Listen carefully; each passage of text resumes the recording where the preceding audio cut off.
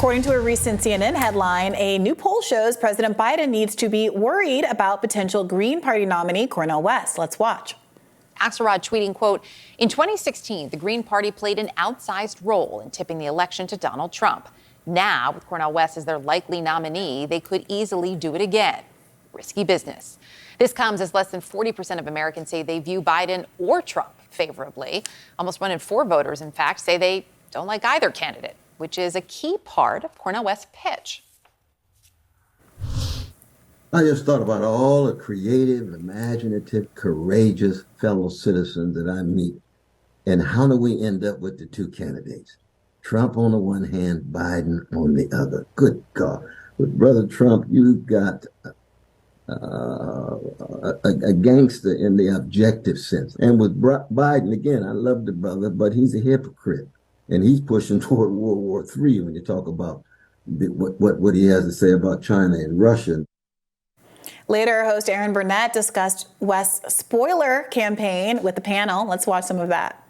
For me personally, if Democrats seem to think that Cornel West is the problem, then they don't seem to recognize why they lost to President Trump in 2016 in the first place. It certainly was not because of Jill Stein. It was because there was a blue-collar revolt from people who felt as if the Democratic Party had left them behind. And so for me, whether you're a Republican or a Democrat, you see somebody like Cornel West, who, politics aside, has dedicated his life to justice, the only thing they should have to say to him is thank you. And instead, they send somebody like David Axelrod, the architect of the Obama generation, to go out there and take the hats to him, to try to marginalize him, which I think, again, plays into exactly everything he's talking about, that this is a party that is more concerned with the status quo than they are with the safety and security of black and brown communities. And I would also say that we can't forget that this is the same Cornel West that, again, was ostracized because he wanted to support somebody like Bernie Sanders that wanted to push a little further, was ostracized because he wanted to have a black State of the Union back with Tavis Smiley to talk about what was rightfully owed to a black community that came out in record numbers to help elect the first black president. So again, for me,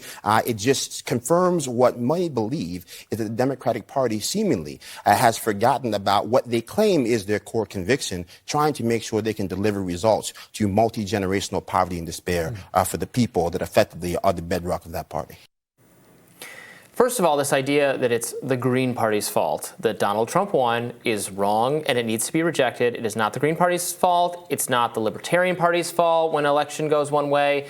It's not the Constitution Party or anyone else. Your vote is not owed to any candidate. It's not no one puts a gun to your head at the poll and says you have to choose one of these people. That's what these David Axelrod type people imagine. Well, there's a gun at your head, and if there was just one fewer choice on the ballot, you would, no. Polls show that a lot of Green Party voters, Libertarian voters, instead of third-party voters would not vote if their candidate was not on the ballot. Some would vote for the Republican, some would vote for the Democrat, some would write someone in, someone would just stay home. Also, it's not like, all of those votes are owed to someone else and would naturally accrue. Absolutely. And if you want a system where that would actually be, we could have a ranked choice voting system where if your first candidate doesn't get, however it worked, there are different constructions of this, but doesn't win, then your votes do default. You can say, well, I do want this person more than this person.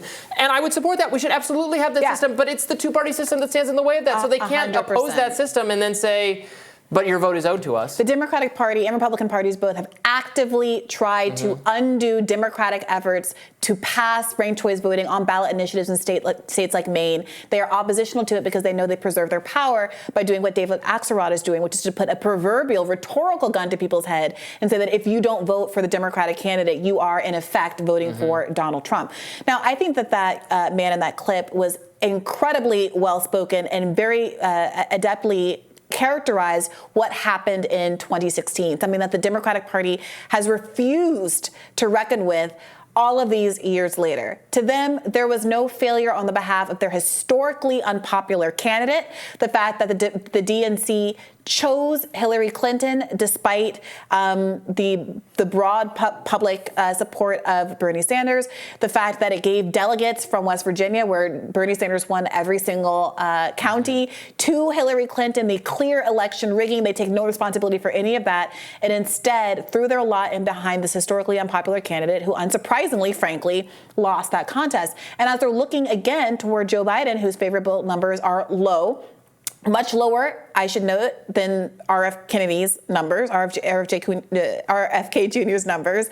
They will do this again and again because they fundamentally are a corporate party that wants to stay that way, only giving lip service, as that man mentioned, to the interests of historically marginalized communities that they depend on to ever win a single election.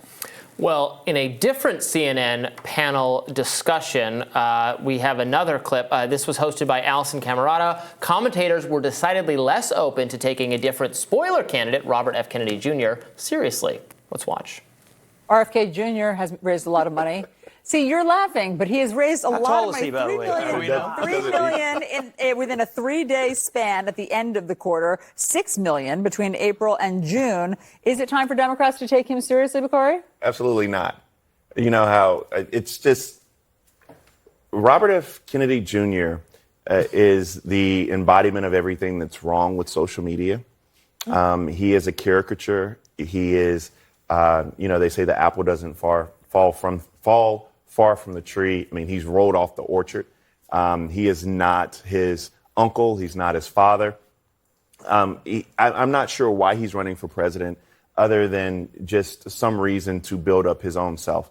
I don't think that Joe Biden should pay attention to him. I don't think he should debate him. I think that he's a caricature, and I think he will fade away. Quickly, Scott. Coddled by, created by, and brought to you by the American left. RFK Jr. is fully a product of the Democratic Party and the American left. That's not true. It's not. Joe Rogan. Joe Rogan. I'm sorry. Joe Rogan. It wasn't the Republican Party that brought this guy along for the last we don't want 2-3 decades. You can have him. All right. No. You can't give it away that easy. He's too tall for us, Bakari. You can tell it's a Friday night. You can tell it's a Friday night on the set.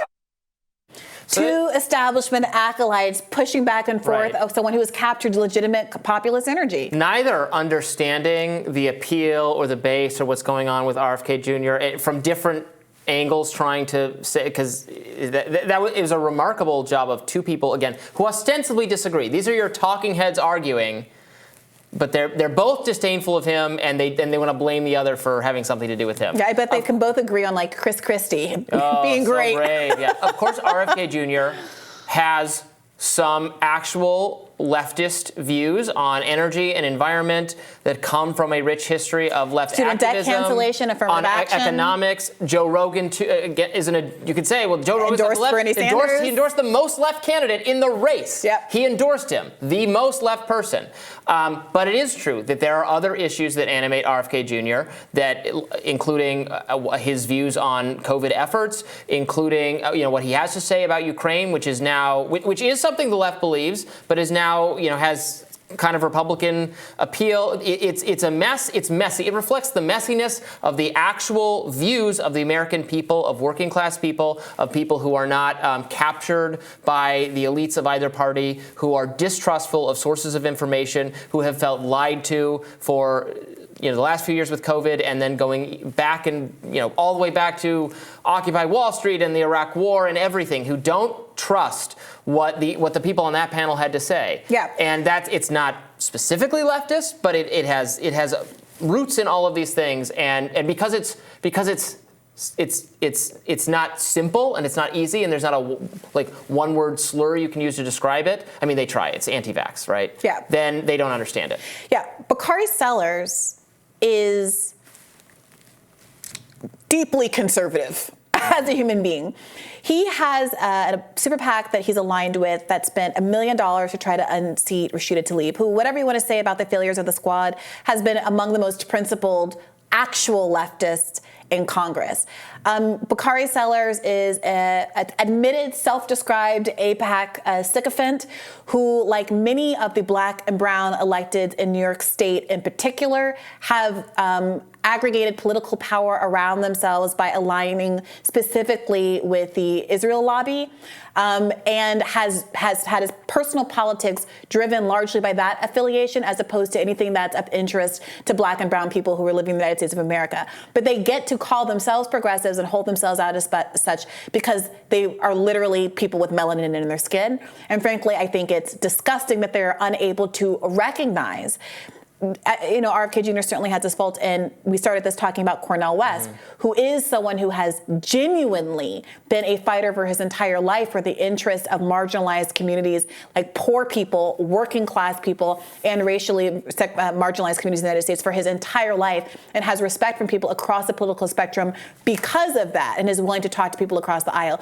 To look at him running in the race, to look at RFK Jr. and laugh while he's laughing to the bank, frankly, with these amazing fundraising numbers from over the last week, and not even take a moment of humility to try to understand what's going on in the world. It's why gentlemen like those are going to be left far, far behind, and they're going to wake up one day and not recognize that the world that they're in. Because if there isn't a genuine left movement to fill the void, I don't know what it's going to be. There's all kind of opportunities for faux populism to come in and advertise that they're going to do X, Y, and Z for the population. And working people really do need real solutions here. But you look at that and you see a Democrat laughing. It's not going to come from the Democratic Party. A conservative establishment Republican laughing. It's not going to come from that party. And that's why so many people are hopeful that some RFK Jr., Marianne, Cornell, even Trump is willing to do something to push back against that brand of establishment politics.